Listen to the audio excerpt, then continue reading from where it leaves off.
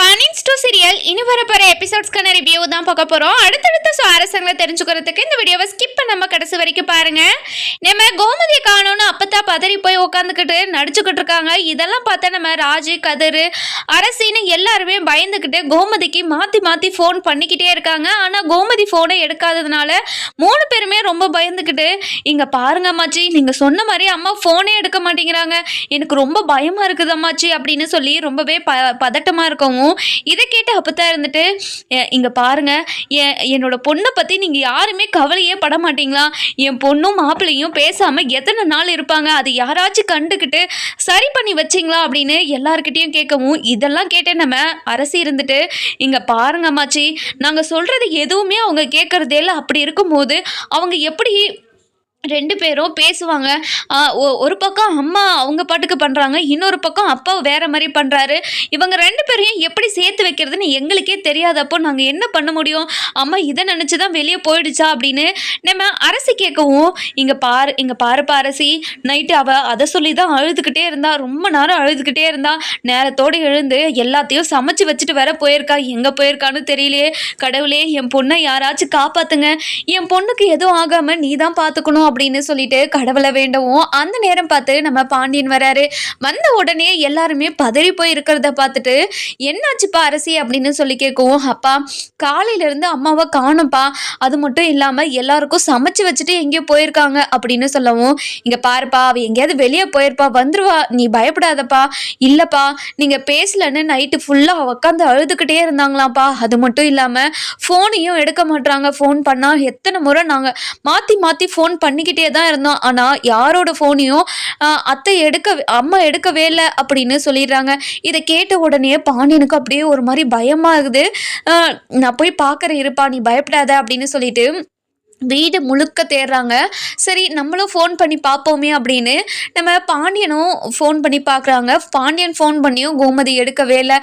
ஒரு பக்கம் ஃபோனை எடுக்காததுனால நம்ம பாண்டியன் ரொம்பவே பயந்துக்கிட்டு, கோமதி நான் பேசலைன்னு நீ எங்கேயாவது போயிட்டியா கோமதி, நான் உங்ககிட்ட பேசுகிறேன் கோமதி, உங்ககிட்ட பேசாமல் நான் எங்கே போக போகிறேன், ப்ளீஸ் கோமதி வீட்டுக்கு வந்துரு கோமதி, ஏன் கோமதி இப்படியெல்லாம் பண்ணிக்கிட்டு இருக்கா அப்படின்னு மனசுக்குள்ளேயே ஒரு மாதிரி பதட்டத்தோடு பேசிக்கிட்டு இருக்கவும், என்ன பண்ணுறது ஏது பண்ணுறதுன்னு தெரியாமல் வீட்டுக்குள்ளே உட்காந்து தலை மேல கையை வச்சுக்கிறாரு. இதெல்லாம் பார்த்தா நம்ம அப்பதான் இருந்துட்டு, இங்க பாருங்க மாப்பிள்ள, ஏன் மாப்பிள்ள என்னாச்சு அப்படின்னு சொல்லி கேட்கவும், இங்க பாருங்க அத்தை, உங்க பொண்ணு மேல நான் கோவமா இருந்தேன்னா அதுக்காக உங்க பொண்ணு இப்படியெல்லாம் பண்ணுவாளா? ஏன் எதுக்காக இந்த வீட்டை விட்டு போகணும்? இந்த வீட்டை விட்டு அவளுக்கு வேற எங்கேயுமே போக தெரியாது. இங்க பாருங்க அத்தை, உங்க பொண்ணு எங்கேயாவது உங்ககிட்ட போயிட்டு வரேன்னு சொன்னாங்களா? அதை நீங்க மறந்துட்டீங்களா? நல்லா கொஞ்சம் யோசிச்சு பாருங்க அத்தை அப்படின்னு சொல்லவும், இங்க பாருங்க தம்பி, என்கிட்ட எதுவுமே சொல்லலை, என்கிட்ட சொல்லியிருந்தா நான் உங்ககிட்ட சொல்லியிருக்க மாட்டேனா? ஏன் தம்பி, என்னோட பொண்ணு மேலே உங்களுக்கு பாசமே இல்லாததுனால தானே என் பொண்ணு போயிட்டா. இங்கே பாருங்கத்த, கோமதி மேலே எனக்கு பாசம் இல்லாமலாம் இல்லை, என்னோட உயிரே அவள் மட்டும்தான். அப்படி இருக்கும்போது அவளை நான் எப்படி கஷ்டப்படுத்தணும்னு நினைப்பேன்? அவளோட விருப்பத்துக்கு ஒரு முடிவு எடுத்து அவள் பாட்டுக்கு என்னோட பையனோட கல்யாணத்தையே முடிவு பண்ணிட்டா. அதில் எனக்கும் சம்மந்தம் இருக்குல்ல, என்கிட்டயும் ஒரு வார்த்தை சொல்லியிருக்கணும்ல, எதுவுமே சொல்லாமல் எத்தனை நாளாக மறைச்சி வச்சிருக்கா, அதுக்கு எத்தனை பொய் சொல்லியிருக்கா என்கிட்ட அப்படின்னு ரொம்பவே வருத்தப்பட்டு சொல்லவும், இங்கே பாருங்க தம்பி, ஏதோ பதட்டத்தில் ஏதோ பண்ணிட்டா, உங்ககிட்ட சொன்னால் திட்டுவீங்கன்றதுக்காக உங்ககிட்ட எதுவும் சொல்லலை, அதுக்காக என் பொண்ணை இப்படியெல்லாம் கஷ்டப்படுத்துவீங்களா தம்பி அப்படின்னு சொல்லவும், இங்கே பாருங்கத்த, நான் கோமதியை இது வரைக்கும் நான் கஷ்டப்படுத்தினதே கிடையாது. இந்த ஒரு விஷயத்துல எனக்கு துரோகம் பண்ணிட்டான்றதுக்காக தான் நான் இப்படியெல்லாம் அவகிட்ட பேசினேனே தவிர வேற எதுக்காகவும் இல்லை. இப்போ பேசாம இருக்கிறதா பிரச்சனைனா நான் அவ கூட பேசுறேன் அத்தை, அவளை எப்பயாவது இங்க வர சொல்லுங்க அத்தை அப்படின்னு சொல்லவும், இதை கேட்ட உடனே நம்ம அப்பதான் இருந்துட்டு, இங்கே பாருங்க மாப்பிள்ள, நீங்கள் வருத்தப்படாதீங்க, உங்கள் மனசு மாறிடுச்சுன்னு தெரிஞ்சாவே கண்டிப்பாக என் பொண்ணு ஓடோடி வந்துடுவா, நீ கவலையே படாத அப்படின்னு சொல்லி பேசிக்கிட்டு இருக்காங்க. இந்த பக்கம் சரவணன் ஒரு பக்கம் அம்மாவை தேடிக்கிட்டு தெரிஞ்சுக்கிட்டு இருக்காங்க, இந்த பக்கம் கதிர் தேடிக்கிட்டு தெரிஞ்சுக்கிட்டே இருக்காங்க. அதுக்கப்புறம் என்னென்னமா பாண்டியன் இருந்துட்டு சரவணனுக்கும் கதிருக்கும் ஃபோன் பண்ணி கேட்டுக்கிட்டே இருக்கவும், சரவணனும் எனக்கும் தெரியாது அப்படி இப்படின்னு சொல்லிக்கிட்டே இருக்காங்க. அதுக்கப்புறம் என்ன, நம்ம பாண்டியனுக்கு ரொம்பவே மனசு உடஞ்சு போயிடுது, உட்காந்து அழுக ஆரம்பிச்சிடுறாங்க. இன்னொரு பக்கம் பார்த்தீங்கன்னா, நம்ம கோமதி இருந்துட்டு கோவிலுக்கு போயிட்டு சாமியெல்லாம் கும்பிட்டு அப்பதான் வீட்டுக்கு வராங்க. வீட்டுக்கு வந்த உடனேயே நம்ம அதாவது கோமதி நினைச்சு பாண்டியன் அழுதுகிட்டு இருக்கிறாரு. பாண்டியன் அழுதுகிட்டு இருக்கிறத பார்த்த கோமதி இருந்துட்டு, ஐயோ எதுக்காக இவர் அழுதுகிட்டு இருக்காரு, என்னாச்சு என்னாச்சுன்னு தெரியலையே அப்படின்னு சொல்லிட்டு, மா என்னாச்சுமா அப்படின்னு சொல்லி கேட்கவும், இதை கேட்ட பாண்டியன் இருந்துட்டு ரொம்பவே எமோஷ்னலா கோமதியை பார்த்து ஒரு மாதிரி அழுதுகிட்டே இருக்காரு. அதுக்கப்புறம் என்ன, நம்ம கோமதியும் என்னாச்சுன்னு தெரியாம ஒரு மாதிரி திரு திருன்னு முழிச்சுக்கிட்டே இருக்காங்க. அதுக்கப்புறம் பாண்டியன் இருந்துட்டு எழுந்து வந்து, கோமதி நான் பேசலன்றதுக்காக வீட்டை விட்டெல்லாம் போவியா கோமதி, ஏன் கோமதி என்னாச்சு கோமதின்னு அழுதுகிட்டே அப்படியே கட்டி பிடிச்சிக்கிறாங்க. என்னாச்சுங்க உங்களுக்கு, எதுக்காக அழுதுகிட்டு இருக்கீங்க, நான் எங்கே போனேன் அப்படின்னு சொல்லவும், இங்கே பாரு கோமதி, நான் பேசலன்றதுக்காக வீட்டை விட்டு போயிட்டு அத்தை சொன்னாங்க. அத்தை சொன்னதை வச்சு தான் நான் சொல்கிறேன். நான் காலையிலேருந்து உன்னை தேடிக்கிட்டே இருந்தேன், ஆனால் நீ காணோம், எங்கே தேடியும் கிடைக்காத நினச்சி நான் ரொம்ப வருத்தப்பட்டேன் தெரியுமா. அத்தைக்கிட்ட இப்பதான் சொல்லிக்கிட்டு இருந்தேன். அத்தையும் சொன்னாங்க, கண்டிப்பா உங்க மனசு மாறிடுச்சுன்னு தெரிஞ்சா அவ ஓடோடி வந்துருவான்னு சொன்னாங்க. நான் மனசு மாறி அடுத்த நிமிஷமே நீ வந்துட்டிய கோமதி, ரொம்ப சந்தோஷமா இருக்குது கோமதி. இனிமே உன் மேல நான் கோவமெல்லாம் படமாட்டேன் சரியா. நீ என்னை விட்டு எங்கேயும் போயிடாத. நீ என் கூட பேசினாலும் என் கூட இருக்கிறேன்னு நினைச்சு நான் சந்தோஷப்பட்டுக்கிட்டு இருந்தேன். நீ என் கூட இல்லைன்னா என்னால இருக்கவே முடியாதுன்னு எனக்கு இப்பதான் கோமதி தெரிஞ்சிச்சு அப்படின்னு அழுதுகிட்டே நம்ம கோமதியை கட்டி பிடிச்சிக்கிட்டே இருக்காங்க. ஏங்க என்னங்க நீங்கள் உங்ககிட்ட சொல்லாமல் செஞ்சது தப்பு தானேங்க, அதனால தாங்க நீங்கள் என்கிட்ட இப்படி கோவப்பட்டீங்க. இருந்தாலும் நீங்கள் ரொம்ப கோவப்பட்டீங்க, அதனால தான் உங்ககிட்ட நானே பேசாமல் இருந்தேன். நான் எத்தனை முறை உங்ககிட்ட நானே வந்து பேசினேன், நீங்கள் அப்போ பேசியிருக்கலாம்ல, ஆனால் நீங்கள் பேசாததுனால தான் எனக்கு ரொம்ப கோவம் வந்துருச்சு, அதனால தான் நானும் உங்ககிட்ட பேசாமல் ஆயிட்டேன், என்னை மன்னிச்சிருங்க அப்படின்னு சொல்லவும், சரி கோமதி இனிமேல் நீங்கள் எங்கேயும் போகக்கூடாது சரியா அப்படின்னு சொல்லவும், இங்கே பாருங்கள் நான் கோவிலுக்கு தான் போயிட்டு வந்தேன், அம்மா கிட்ட சொல்லிட்டு தான் போனேன், அம்மா உங்ககிட்ட சொல்லலையா அப்படின்னு சொல்லி கேட்கவும், இதை கேட்ட உடனே நம்ம பாண்டியன் இருந்துட்டு ஒரு மாதிரி அதிர்ச்சியாக நம்ம காந்திமதியை பார்க்கவும், நம்ம காந்திமதி இருந்துட்டு, மாப்பிள்ளை இங்கே பாருங்க மாப்பிள்ளை, என் பொண்ணையும் உங்களையும் சேர்த்து வைக்கிறதுக்கு எனக்கு வேறு வழியே தெரியல, அதனால தான் இப்படி ஒரு விஷயத்த உங்ககிட்ட சொல்லிட்டேன், என்னை மன்னிச்சிருங்கப்பா அப்படின்னு சொல்லவும், இதை கேட்ட உடனே கோமதிக்கு அப்போ தான் புரிய வருது, மா எல்லாமே உன்னோட வேலையாம்மா, ஆமாடி நீயும் மாப்பிள்ளையும் பேசாமல் இருக்கிறது எனக்கு எவ்வளோ கஷ்டமாக இருக்குது தெரியுமா, அதனால தாண்டி இப்படியெல்லாம் பண்ண, என்னை மன்னிச்சிருடி அப்படின்னு சொல்லவும், இதை கேட்ட மீனா இருந்துட்டு, இங்கே பாருங்க அப்பதான் சூப்பராக ஐடியா பண்ணியிருக்கீங்க, இந்த ஐடியாவை எனக்கும் சொல்லி கொடுங்க, நானும் உங்கள் பேரங்கிட்ட எல்லாத்தையும் இம்ப்ளிமெண்ட் பண்ணுறேன் அப்படின்னு சொல்லவும், இதை கேட்ட உடனே நம்ம அப்பதான் இருந்துட்டு, இங்கே பாருடி என் பேரன் பேசலைன்னா என்கிட்ட வந்து சொல்று, நானே அவனை பேச வைக்கிறேன் சரியா அப்படின்னு சொல்கிறாங்க. அவ்வளோதான், நம்ம கோமதியும் பாண்டியனும் ஒன்று சேர்ந்து சிரிக்க ஆரம்பிச்சிடறாங்க. அதுக்கப்புறம் நம்ம கதிர் இருந்துட்டு, ஆனாலும் இருந்தாலும் அம்மாச்சி எங்களை நிறைய அலைய விட்டுட்டீங்க, நீங்கள் எங்ககிட்டயாவது விஷயத்த சொல்லியிருந்தா நாங்களாவது பதறாமல் இருந்திருப்போம்ல, இங்கே பாரியா இங்கே பாரியா, நான் உங்ககிட்ட சொல்லியிருந்தா கண்டிப்பாக நீ என்ன பண்ணியிருப்ப, நீ அசால்ட்டாக ஒன்றும் இல்லை அப்படின்னு உட்காந்துருப்ப, உன் முகத்தில் அவ்வளோ பெரிய டென்ஷனோ பதட்டமோ வந்திருக்காதுல்ல, இது எல்லாத்தையும் பார்த்து தானே இந்த மாப்பிள்ளையும் நம்பினாரு, மாப்பிள்ளை நம்பதனால தானே அவருக்குள்ளே இருக்கிற கோமதி மேலே இருந்த பாசம் எல்லாமே வெளியே வந்து இப்போது கோமதி மேலே பாசமாக கொட்டினாரு, இதெல்லாம் நடந்திருக்குமா, அதனால தான் என்னை மன்னிச்சிருங்கப்பா உங்களெல்லாம் அலைய விட்டதுக்கு அப்படின்னு சொல்லவும், இதை கேட்ட அரசு இருந்துட்டு, இங்க பாருங்க அம்மாச்சி, அம்மாவையும் அப்பாவையும் சேர்த்துறதுக்காக ஒரு முயற்சி பண்ணியிருக்கீங்க, அந்த முயற்சியும் வெற்றி அடைஞ்சிருக்கு, அப்படி இருக்கும்போது சந்தோஷம் தானே, இதை நினைச்சு நீங்க சந்தோஷம் தான் படணும் சரிங்களா அப்படின்னு சொல்லவும், அதுக்கப்புறம் என்ன எல்லாருமே ரொம்ப சந்தோஷமாக பேசி சிரிச்சுக்கிட்டே இருக்காங்க. அந்த நேரம் பார்த்து நம்ம சரவணன் வந்துட்டு, இங்கே பாருங்க அம்மாச்சி, இனிமேல் இப்படி ஒரு விஷயத்த நீங்கள் பண்ணவே கூடாது அப்படின்னு சொல்கிறாங்க. சரிப்பா இனிமேல் நான் அந்த மாதிரியெல்லாம் பண்ண மாட்டேன், வருத்தப்படாதீங்க, எல்லாம் வாங்க சாப்பிடுவீங்க, எல்லாருக்கும் நான் சமைச்சு வச்சுருக்கேன், நீங்கள் சமைச்சிங்களா, இங்கே பாருமா எதுக்காகமா நீ சமைச்ச, நான் தான் வந்து சமைச்சுக்கிறேன்னு சொல்லிட்டு தானே போனேன், அப்படி இருக்கும்போது எதுக்காக நீ சமைச்ச, உன்னை ராணி மாதிரி வச்சு பார்த்துக்கிறேன்றதுக்காக தானே வீட்டுக்கு கூட்டிகிட்டு வந்தேன், இப்போது எல்லா வேலையும் நீ செஞ்சிருக்க, இங்க பாருமா இனிமே ஏதாச்சும் ஒரு வேலை செஞ்ச அவ்வளவுதான், உனக்கு நான் எல்லா வேலையும் செஞ்சு வச்சுட்டு தானே போனேன், நான் வந்த உடனே எல்லாம் செஞ்சுக்கிறேன் தானே சொன்னமா, ஏமா இப்படி எல்லாம் பண்ண, இங்க பாருடி என் பொண்ணு கோவிலுக்கு போய் அழுத்து புழுத்து வரும்போது நிம்மதியா உக்காந்து சாப்பிட தேவையில்லையாடி, அதனால தாண்டி நானே எல்லாத்தையும் பார்த்துக்கினேன், இங்க பாருமா இத்தனை வருஷமா நான் செஞ்சுக்கிட்டு தானே இருக்கேன், எனக்கு யாருமே பாவம் பார்க்க கிடையாது, நீ மட்டும்தாமா எனக்கு பாவம் பார்த்துருக்க, இனிமே அதையும் பார்க்காத, பரவாயில்ல எனக்கு அதெல்லாம் அதில் எதுவுமே கஷ்டம் இல்லை, எல்லாரும் வயிறு நிறைய சாப்பிட்டாவே எனக்கு அதையே போதும் அப்படின்னு சொல்கிறாங்க. மீனா இருந்துட்டு, அத்தை எனக்கும் டைம் ஆச்சு அத்தை, நானும் போய் சமைச்சு அவர் வரத்துக்குள்ளே சமைச்சு வச்சுட்டா நாங்களும் சீக்கிரமாக சாப்பிட்டு தூங்கிடுவோம் அத்தை. சரி நான் வருவா அத்தை அப்படின்னு சொல்லி கேட்கும். சரிடி பத்திரமா போடி, யாராச்சும் விட்டுட்டு வர சொல்லவா? இல்லை அத்தை நானே போகிறேன் அப்படின்னு சொல்லிட்டு கிளம்பிடுறாங்க. இன்னொரு பக்கம் பார்த்தீங்கன்னா நம்ம மீனா இருந்துட்டு ரொம்பவே சந்தோஷமா வீட்டுக்கு போய்கிட்டு இருக்காங்க. வீட்டுக்கு போன உடனே நம்ம அதாவது யாரு நம்ம செந்தில் இருந்துட்டு நிறைய பணக்கட்டை அப்படியே டேபிள் மேலே வச்சு ரொம்ப சந்தோஷமா அதை பார்த்துக்கிட்டே இருக்காங்க. அதுக்கப்புறம் இதெல்லாம் பார்த்து நம்ம மீனா இருந்துட்டு என்னது இவ்வளோ பணக்கட்டை வச்சிருக்காரு, இவ்வளோ பணம் ஏது இவருக்கு அப்படின்னு கிட்ட போயிட்டு இங்க பாருங்க இவ்வளோ பணம் ஏது உங்களுக்கு அப்படின்னு சொல்லி கேட்கவும் நம்ம செந்திலுக்கு அப்படியே பக்குன்னு ஆயிடுது. என்ன சொல்றதுனே தெரியாம அப்படியே தன்னாரி நிற்கிறாரு. மீனா நீ எப்போ மீனா வந்த, நீ என்கிட்ட சொல்லிட்டு வந்திருக்கலாம்ல, நீ எப்போ வந்த அப்படின்னு சொல்லி கேட்கவும் இதை கேட்ட உடனே இங்க பாருங்க இப்போ எதுக்கு ஏதோ தப்பு பண்ண மாதிரி பதறிட்டே இருக்கீங்க, முதல்ல என்ன தப்பு பண்ணீங்க சொல்லுங்க, இந்த காசு எப்படி வந்தது அப்படின்னு சொல்லி கேட்குறாங்க.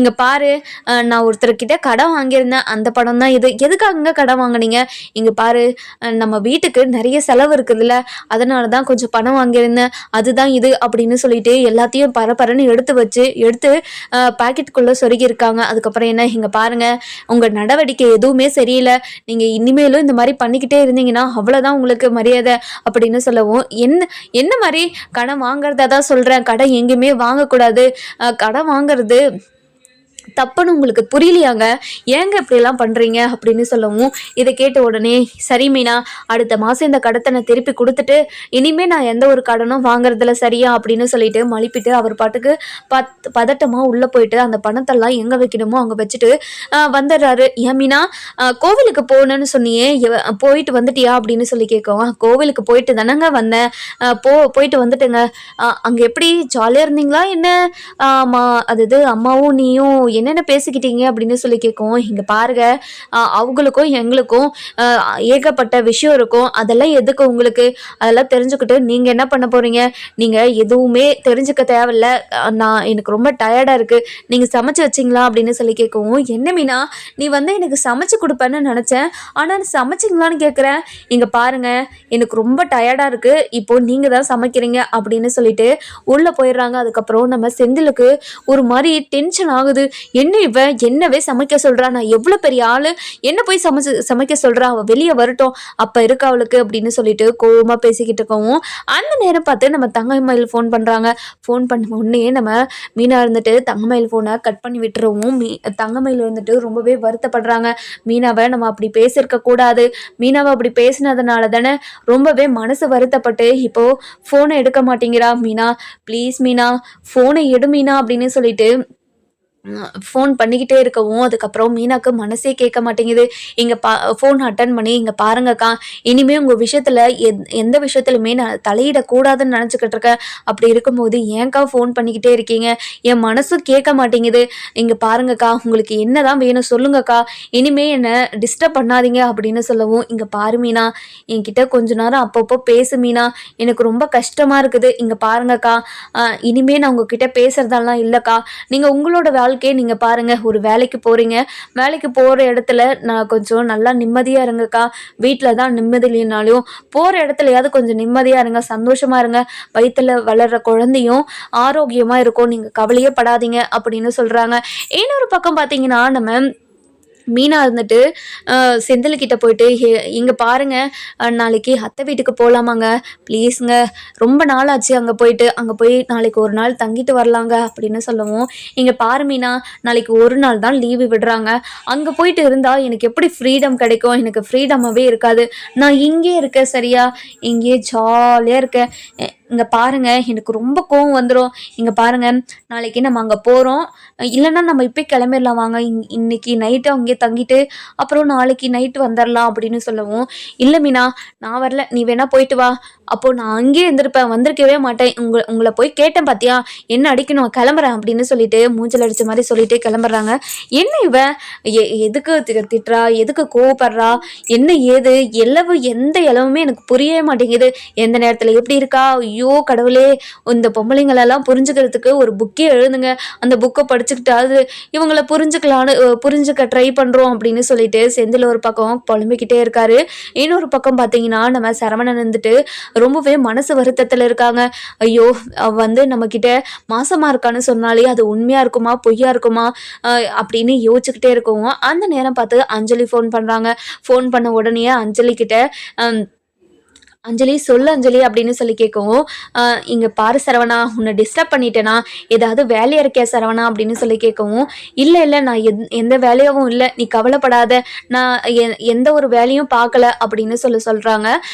இல்லை இல்லை சரவணா, உன்னோட மனசில் எவ்வளோ வருத்தத்தோடு உக்காந்துக்கிட்டு இருக்குன்னு எனக்கு தெரியும், அதனால தான் உனக்கு கொஞ்சம் ஆறுதலாக இருக்கட்டுமேனு நான் உன்கிட்ட உன்னோட மனசில் இருக்கிறதெல்லாம் கேட்கலான்னு ஃபோன் பண்ணேன். இங்கே பாரு சரவணா, உன் மனசுல என்ன கஷ்டம் இருந்தாலும் என்கிட்ட சொல்லு, அதை மனசுக்குள்ளேயே வச்சுக்கிட்டு உன்னை நீயே கஷ்டப்படுத்திக்காத சரவணா, நீயாவது சந்தோஷமா இருக்கணும்னு நினைக்கிறேன், அதனாலதான் உன்கிட்ட இப்படியெல்லாம் பேசுற சரவணா, நீ தப்பா ஒன்றும் எடுத்துக்காது சரியா அப்படின்னு சொல்லவும் இல்லை அஞ்சலி, நான் அப்படியெல்லாம் எடுத்துக்கல, என் மனசுல இப்போ வரைக்கும் ஓடிக்கிட்டு இருக்கிறது என்னோட ஒய்ஃபு ப்ரெக்னெண்டா இருக்குன்னு சொன்னா அது உண்மையா இருக்குமா பொய்யா இருக்குமான்னு நினைச்சு எனக்கு ரொம்ப தலைவலி பிடிக்கிற மாதிரி இருக்கு. இங்க பாரு சரவணா, அது மட்டும் தானே உனக்கு தெரியும், நீ கவலைப்படாத, உன் ஒய்ஃப் கிட்ட நான் போயிட்டு கேட்குறேன், இங்கே பாரு நீ கேட்டால் உண்மையை சொல்லிடுவாளா அப்படின்னு சொல்லி கேட்கவும், இங்கே பாரு நான் அவங்க கிட்ட கேட்க மாட்டேன் கண்டிப்பாக, ஆனால் அவங்க ப்ரெக்னெண்ட்டாக இருக்காங்களா இல்லையான்னு நான் தெரிஞ்சுக்கிறேன், நீ கவலைப்படாத அப்படின்னு சொல்லிடுறாங்க. அவங்களோட அட்ரஸ் மட்டும் நீ கொடுக்குறியா சரவணா அப்படின்னு சொல்லவும் அதுக்கப்புறம் என்ன நம்ம சரவணனும் அட்ரஸ் கொடுக்குறாங்க. அதுக்கப்புறம் நம்ம அஞ்சலி இருந்துட்டு அடுத்த நாள் காலையில் கரெக்டாக அவங்க வேலைக்கு போகிற நேரமாக பார்த்து வெளியே நின்றுட்டுருக்க உடனே நம்ம அதாவது தங்க மயிலும் இவங்களை பார்த்துருக்காங்க இல்லையா, அதனால் இவங்களை பார்த்த உடனே ரொம்பவே கோவமா அப்படியே கிராஸ் பண்ணலாம்னு நினைக்கிறாங்க. ஆனால் நம்ம அஞ்சலி இருந்துட்டு மயில் கிட்ட வந்து இங்கே பாருங்க உங்கள் பேர் தங்கமயில் தானே அப்படின்னு சொல்லி கேட்கவும், இங்கே பாருங்க யார் இருந்தால் உங்களுக்கு என்ன, முதல்ல என்ன உங்களுக்கு வேணும் அப்படின்னு சொல்லி கேட்கவும், இங்கே பாருங்க என்னோட ஃப்ரெண்ட் சரவணனோட ஒய்ஃப் தானே நீங்கள் அப்படின்னு சொல்லி கேட்குறாங்க. ஃப்ரெண்டா, இன்னும் இவ ஃப்ரெண்டா நல்லா சொல்கிற, ஆனால் கை போட்டெல்லாம் போனாலே ரொம்ப சந்தோஷமா இருந்தாங்களே இவங்க ரெண்டு பேரும், இப்போ உங்களுக்கு பிரச்சனை அப்படின்னு சொல்லி கேட்கவும், இங்கே பாருங்க சரவணன் ரொம்ப பாவம், எதுக்காக அவனை இவ்வளோ கஷ்டப்படுத்துனீங்க சொல்லுங்க அப்படின்னு சொல்லி கேட்கவும், இங்கே பாருங்க எதுவுமே நான் செய்யணும்னுலாம் செய்யலை, என்னோட சூழ்நிலை குடும்ப சூழ்நிலை என்னோட அப்பா அம்மா என்னை வற்புறுத்தி இதெல்லாம் பண்ண வச்சுட்டாங்க, நான் பண்ணதெல்லாம் மிகப்பெரிய தப்புன்னு நான் உணர்ந்துட்டேன், அது அவங்க மன்னிக்காமல் இருக்கிறதும் தப்பு இல்லை தான், அது எனக்கே தெரியுது, இருந்தாலும் என்னோட மனசு என் மாமாவை ஏங்கிக்கிட்டு தான் இருக்குது, என்ன பண்ணுவேன் நான் அப்படின்னு சொல்லவும், இங்கே பாருங்க நீங்கள் மாசமாக இருக்கிற விஷயத்தில் எதுக்காக பொய் சொன்னீங்க, அந்த மாசமாக இருக்கிற விஷயத்தில் பொய் சொன்னதுனால தானே சரவணன் இப்படி கோவப்பட்டுக்கிட்டு இருக்கான் அப்படின்னு சொல்லவும், இங்கே பாருங்க அப்பவும் சரி நான் இப்போவும் சரி குழந்தை விஷயத்தில் நான் பொய் சொல்லவே கிடையாது, குழந்தை விஷயத்தில் சத்தியமாக நான் பொய் சொல்லலை, என்னை யாருமே நம்புறதுக்கு தயாராக இல்லை, நானே ஹாஸ்பிட்டலுக்கு போயிட்டு செக் பண்ணிட்டு வந்தேன்னு சொன்னா கூட யாருமே என்னை நம்பவே மாட்டேங்கிறாங்க அப்படின்னு சொல்றாங்க. இதை கேட்ட உடனே நம்ம கோமதி இருந்துட்டு நம்ம அஞ்சலி இருந்துட்டு ரொம்பவே ஷாக் ஆயிடுறாங்க. என்ன உண்மையாகவே நீங்கள் மாசமாக இருக்கீங்களா, என்னால் நம்பவே முடியல, நீங்கள் உண்மையாகவே மாசமாக தான் இருக்கீங்களா இல்லை சும்மா சொல்கிறீங்களா அப்படின்னு சொல்லி கேட்கவும், இல்லை நான் உண்மையாகவே மாசமாக தான் இருக்கேன், ஆனால் இது எதுவுமே யாருமே என்னை நம்பவே மாட்டுறாங்க, எனக்கு என்ன பண்ணுறது ஏது பண்ணுறதுன்னு எதுவுமே புரிய மாட்டேங்குது அப்படின்னு ரொம்ப வருத்தப்பட்டு சொல்லவும், இதை கேட்ட உடனே இங்கே பாருங்கள் நீங்கள் இத்தனை போய் சொன்னதுனால தான் சரவணன் உங்கள் மேலே இவ்வளோ கோவமாக இருக்கான், அது மட்டும் இல்லாமல் அவன் உங்களை ரொம்ப லவ் பண்ணியிருக்கான், உங்களை நீங்கள் தான் அவங்களுக்கு எல்லாமே, எனக்கு அப்புறம் நீங்கள் இல்லவே இல்லை, உங்களுக்கு அப்புறம் எதுவுமே இல்லை அப்படின்னு நினச்சிக்கிட்டு இருந்தவன் இப்படி ஒரு வேலையை நீங்கள் பண்ணி வச்சுருந்தா கண்டிப்பாக ஒரு வருத்தப்படுவாரா மாட்டாரா, நீங்கள் பாருங்கள் நீங்கள் உண்மையாகவே மாசமாக இருக்கீங்களா இல்லை பொய் சொல்கிறீங்களா, அந்த வீட்டுக்கு போகிறதுக்காக பொய் சொல்கிறீங்களா, இங்கே பாருங்கள் என் புருஷன்கிட்டே இந்த விஷயத்த சொன்னேன், என் புருஷனை இது என்னோட குழந்தையா, இது என்னோட குழந்தையே இல்லை, இது எவனோட குழந்தைன்னு என்கிட்ட கேட்டுட்டான், எந்த ஒரு பொண்ணுமே இப்படி ஒரு கேள்வியை யாருமே கேட்கக்கூடாத கேள்வியை என்னை கேட்டுட்டார் அவரு, இனிமே என்ன இருக்கு, நான் இனிமே இந்த விஷயத்துல தலையிடுற போடுறதே கிடையாது, அது மட்டும் இல்லாம அவங்க என்ன வேணான்னு சொல்லிட்டாங்களே பரவாயில்ல, என்னோட குழந்தைக்கும் அவங்களுக்கும் எந்த ஒரு சம்மந்தமும் இல்லை, இன்னும் கொஞ்ச நாள்ல எங்களுக்கு டிவோர்ஸ் கிடைக்க போகுது, கிடைச்சதுக்கு அப்புறம் என் குழந்தையும் எனக்கும் என்னை பார்த்துக்க தெரியும், நாங்க ரெண்டு பேரும் மட்டும் இனிமே வாழ்க்கையில சந்தோஷமா இருக்க போறோம், இனிமே யாரை நினைச்சும் நாங்க கவலைப்பட மாட்டோம் அப்படின்னு சொல்லிடுறாங்க. இதை கேட்ட உடனே நம்ம அதாவது யாரு நம்ம அஞ்சலி இருந்துட்டு, "இங்க பாருங்க, நீங்க கவலைப்படாதீங்க. நீங்க தப்பு பண்ணதெல்லாம் உணர்ந்து, இப்போ நல்ல ஒரு மனசா இருக்கீங்கன்னா, கண்டிப்பா உங்களுக்கு நல்லதே நடக்கும். நீங்க கவலையே படாதீங்க." அப்படின்னு சொல்லிட்டு கிளம்பிடுறாங்க. அதுக்கப்புறம் நம்ம அஞ்சலி இருந்துட்டு சரவணனுக்கு கால் பண்ணி, "சரவணா, இங்க பாரு சரவணா, உங்க ஒய்ஃபு பொய் சொல்றதா எனக்கு தெரியல சரவணா. அவங்க உண்மையா தான் சொல்றாங்க. அவங்க பிரெக்னென்ட்டா இருக்காங்கன்னு தான் நெனைக்கிறேன். நீ நல்லா யோசிச்சு ஒரு முடிவு எடு சரவணா. ஒரு பொண்ணோட வாழ்க்கை இல்ல. அவங்க அதாவது பொய் சொன்னத தவிர, அவங்க உன்கிட்டயோ, உன்னோட அன்பையோ எல்லாமே உண்மையா தான் என்னோட குடும்ப சூழ்நிலையால தான் இப்படி ஒரு பொய் சொல்ல வேண்டியதாயிடுச்சு. அப்படி இப்படின்னு என்னென்னமோ சொன்னாங்க. அது எதுவுமே என்னோட காதுல விழல. ஆனா அவங்க பிரெக்னென்ட்டா இருக்கிறது மட்டும் உண்மை. இங்க பாரு சரவணா, நீ வார்த்தைய கொஞ்சம் பார்த்து பேசியிருக்கலாம். அவங்களோட மனசு எவ்வளோ கஷ்டப்பட்டுருக்கும். அவங்க ரொம்ப பாவம்." அப்படின்னு சொல்றாங்க. இத கேட்ட உடனே, "இங்க பாரு அஞ்சலி, நான் பண்ணது எல்லாமே தப்பு தான். இப்ப அவகிட்ட எனக்கு மன்னிப்பு கேட்கறதுக்கு கூட மூஞ்சு வரமாட்டேங்குது. அவளை பார்க்கவே எனக்கு அருவருப்பா இருக்குது. எப்படி நீ என்ன அவளை பார்க்க சொல்ற?" அப்படின்னு சொல்லவும், "இங்க பாரு சரவணா, ஒரு சில விஷயங்களை மறந்து சந்தோஷமா வாழ்றதுக்கு முயற்சி பண்ணு. ஒரு முறை நீ ஒரு வாய்ப்பு அவங்களுக்கு கொடுத்து பார்த்தனா, கண்டிப்பா உன்னோட லைஃப் நல்லா இருக்கும்னு எனக்கு தோணுது. ஒரே ஒரு முறை அவங்களுக்கு ஒரு சான்ஸ் கொடுத்து பாரு சரவணா.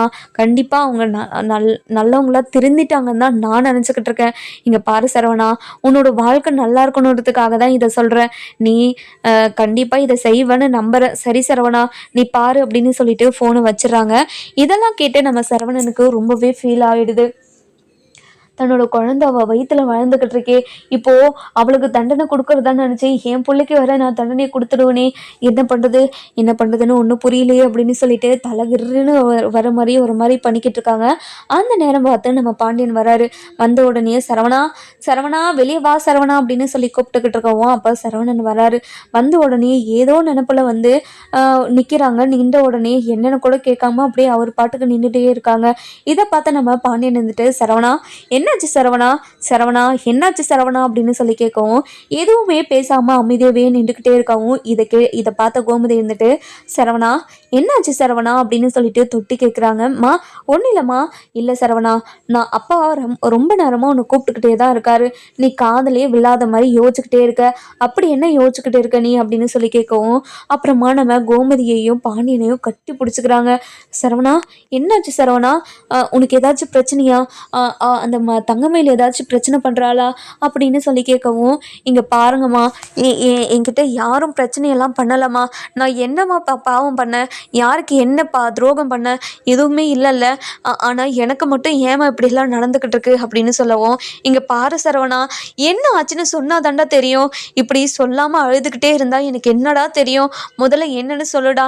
என்னவா இருந்தாலும் நம்ம சரி பண்ணிக்கலாம். முதல்ல என்னன்னு சொல்லு சரவணா." அப்படின்னு சொல்லி கேட்கவும், "இங்கே பாருங்கம்மா, அந்த தங்கமயில் மாசமா இருக்காளாமா" அப்படின்னு சொல்கிறாங்க. இது கேட்ட உடனே கோமதியும் பாண்டியனும் பயங்கரமாக ஷாக் ஆயிடுறாங்க.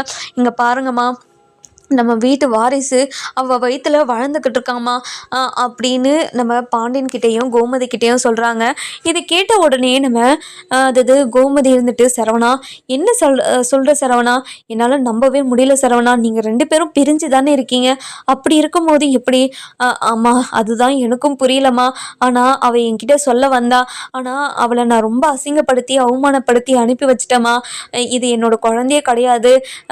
நான் இந்த அப்படி உன் வயிற்றுல குழந்தை இருக்குதுன்னா அந்த குழந்தைக்கு நான் அப்பா கிடையாது அப்படின்னு அவளை ரொம்ப தப்பாக பேசிட்டு வந்துட்டாம்மா.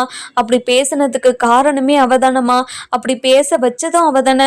இப்போ நான் என்ன பண்ணுவேன்? அதை நினச்சி இப்போ வரைக்கும் நான் ரொம்ப வருத்தப்பட்டுக்கிட்டு இருக்கேம்மா. எதனால் நான் எப்படி இப்படி பேசியிருக்கலாம் அப்படின்னு ஒவ்வொரு நிமிஷமும் எனக்கு ஒரு மாதிரி உறுத்தலாக இருந்துக்கிட்டே இருக்குதுமா. அவள் உண்மையாகவே ப்ரெக்னெண்ட்டாக தான் இருக்காளாம். 2 மாதமாக ப்ரெக்னெண்ட்டாக இருக்காளாம்மா. எனக்கு அவளுக்கு தண்டனை கொடுக்கறதா நினச்சி என்னோட குழந்தைக்கும் தண்டனை கொடுத்துருவணும்னு எனக்கு ரொம்ப பயமாக இருக்குமா. எனக்கு என்ன முடிவு எடுக்கிறதுனே தெரியல. எனக்கு ஒரு மாதிரி கஷ்டமாக இருக்குதுமா.